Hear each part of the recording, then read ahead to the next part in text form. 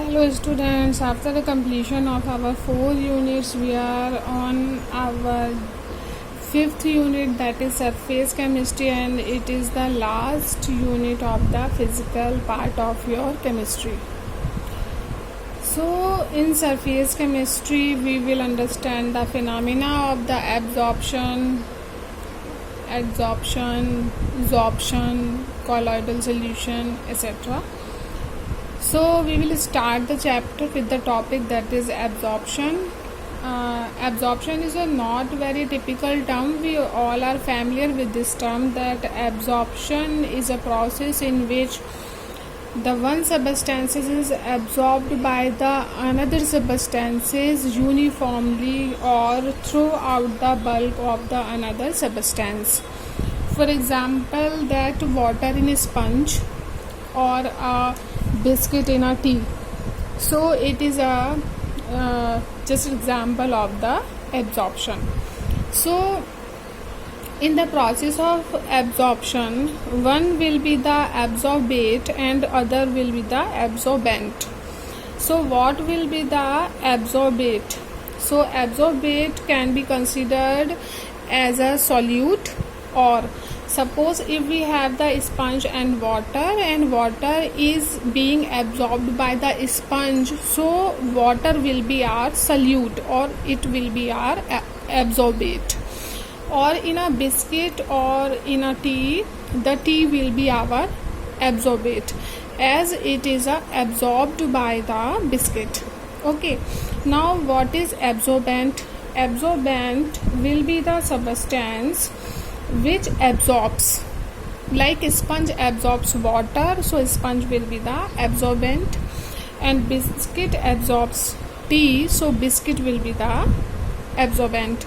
So you just make similarity in learning this, that is absorbent, solvent. So ent coming in these both words, so you will not get confused with that absorbent will be considered as the solvent and absorbate will be considered as the solute. Okay, so I hope you understand the phenomena absorption. Absorption is a process in which one substance is absorbed by the other substance.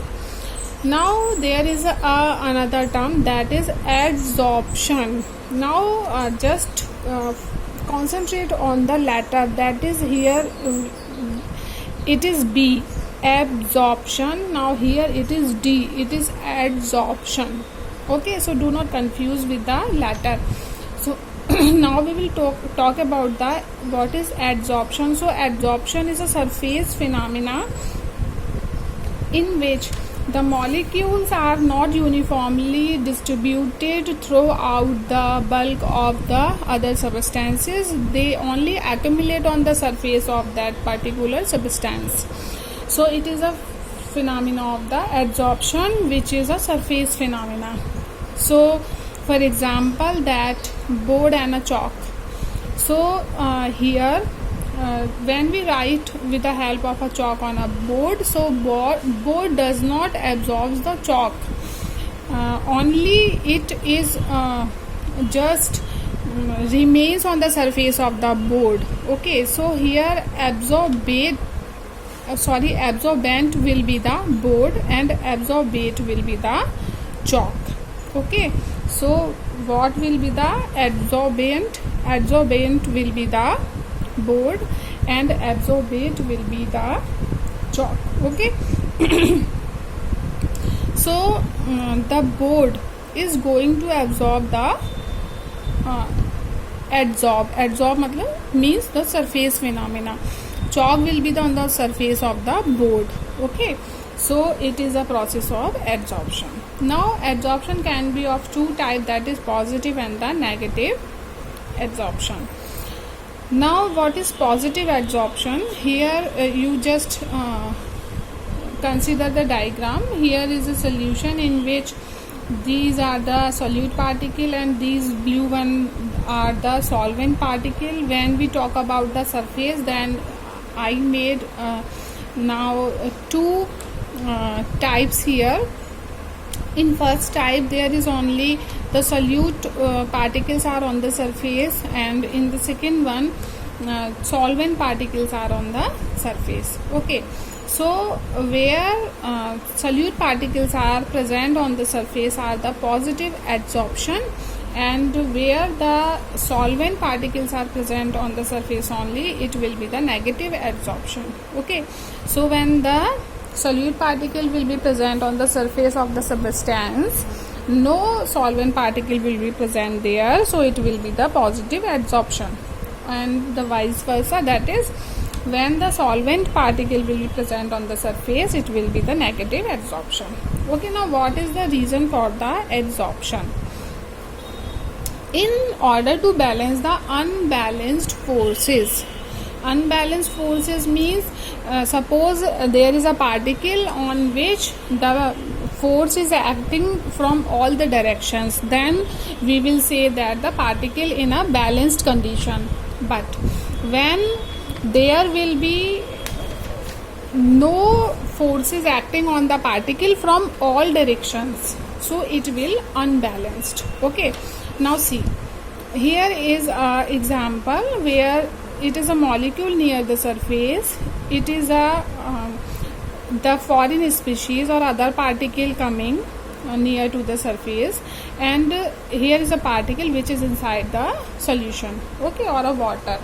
Now this one, this particle, when we will consider this particle, the force is not acting from the all sides, only this side and this side and this side, and from upper side no force is acting on this particle. It means it is unbalanced force, it is showing the unbalanced force, so it will have the energy.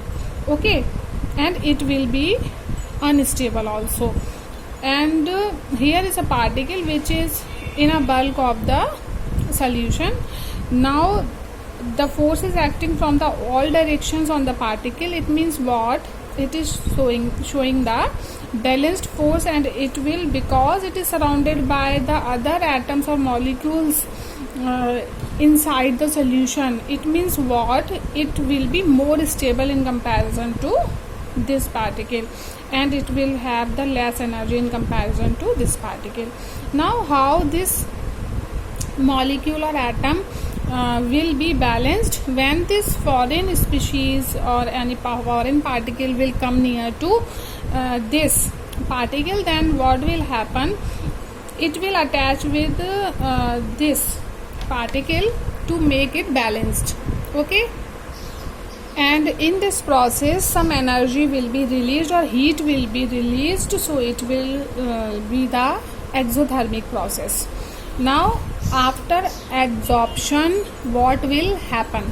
So after absorption, molecule converted to from unbalanced conditions to the balanced condition, unstable condition to the stable condition, and in the at the condition with more energy will be the less energy condition. Okay, so after the adsorption these changes will be occur. Okay, now it will be the exothermic process, as it is governed by the evolution of heat. Now distinguish between the absorption and adsorption. So what is the difference between the absorption and the adsorption processes? So first is that it is a bulk phenomena, because in the process of absorption the substance is uniformly distributed throughout the bulk of the other substances, so it is a bulk phenomena, and it is only a surface phenomena because the molecules are only found on the surface of the other substance. Now next is uniform distribution. So here there is a uniform distribution, here non-uniform distribution. Now the process of absorption is neither exothermic nor endothermic, but we know that the phenomena of the adsorption is the exothermic process. Next is the rate of absorption is uniform. So the substance is uniformly distributed, so the rate of absorption is also be the uniform. But the rate of adsorption is rapid at the beginning and it slows down later on. Why? When the surface is covered by the molecules, then when the one molecule will leave its place, then only the other molecule can come and take this place. Or so it is rapid when there is a space present on or available on the surface of the substance.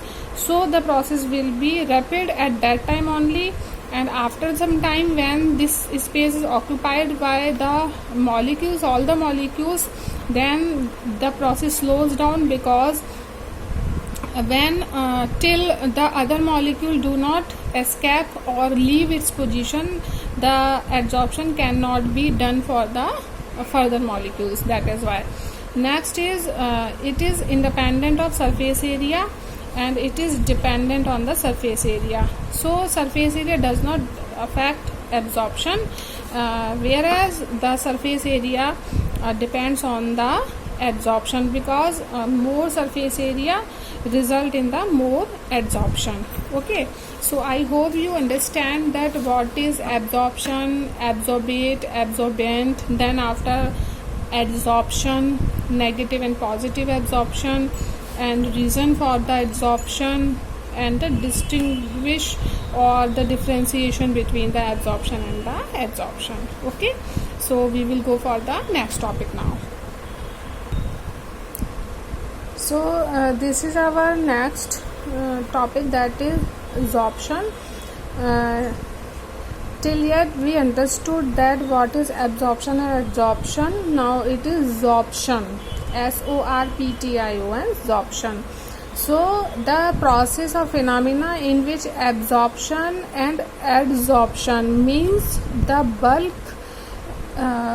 absorption of a substance and the surface absorption of the particles or molecules of a substance takes place simultaneously, then this process is called the sorption. Okay, now the example of the sorption is dyeing of fabric, in which the fabric inside it also absorbs the substance, and on the surface the molecules are also present. So dyeing of a fabric is a example of the sorption.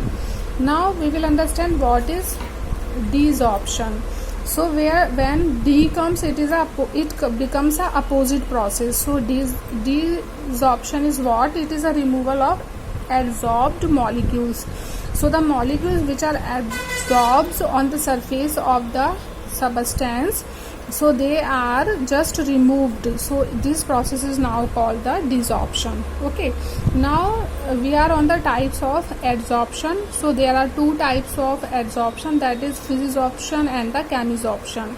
So in physisorption, the atoms or the molecules held together by on the surface of the van der Waals forces, and these forces are the weak forces, as we know.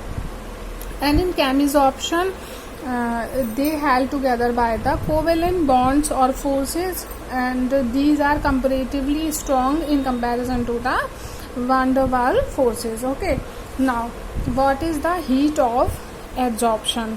So we will understand that what is the heat of adsorption. So when 1 mole of the adsorbate is what? It is solute. Okay, adsorb on the surface of the adsorbent. On the surface of adsorbent is what? It is a solvent. So the amount of heat released is called the heat of adsorption. So in this process, when 1 mole of the adsorbate is adsorbed on the surface of the adsorbent or the solvent, so now it is the amount of heat then released is called the heat of adsorption. Okay, now we will understand the difference between the physisorption and the chemisorption. So what is difference? We will understand. The first difference is that the molecule attracted on the surface in the process of physisorption by weak forces, that is van der Waals forces, and in chemisorption they attracted through the by the chemical bonds, that is covalent bonding. Okay, next is heat of adsorption lies between 20 to 40 kilojoule per mole. Here it lies between 40 to 200 kilojoule per mole.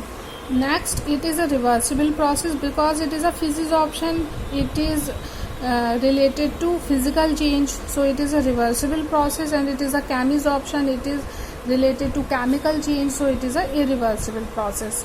Now it involves the multi-layer of adsorbed particles, so there can be more than one layer of the adsorbed particle on the surface of the adsorbent, and in this here is a formation of the monolayer only. On single layer of the particle will be adsorbed.